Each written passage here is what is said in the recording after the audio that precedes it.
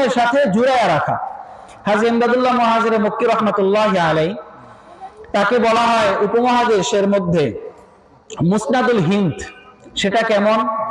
উপমহাদেশের মধ্যে যেই কয়েকজন ওলামা একরাম খানকাহি লাইনে, পীরের লাইনে সিলসিলার সাথে জড়িত, সকলের সিলসিলা এক জায়গায় গিয়ে খতম হয়, সেটা হলো হাজী ইমদাদুল্লাহ মুহাজিরে মক্কি রহমাতুল্লাহি আলাইহি।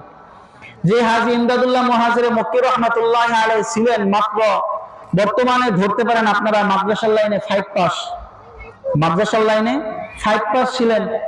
কিন্তু এই হাজী ইমদাদুল্লাহ মুহাজিরে মক্কি রহমাতুল্লাহি আলাইহি দ্বারা আল্লাহ রাব্বুল আলামিন কাসেম নানুতুবি রহমাতুল্লাহি আলাইহির মতন ইলমের জাহাজ, আল্লাহ রাব্বুল আলামিন আশরাফ আলী থানভী রহমাতুল্লাহি আলাইহির মতন ইলমের জাহাজ, আল্লাহ রাব্বুল আলামিন রশিদ আহমদ গঙ্গুহি রহমাতুল্লাহি আলাইহির মতন ইলমের জাহাজ বর্তমানে ধরে নিতে পারেন পিএইচডি মাস্টার্স এর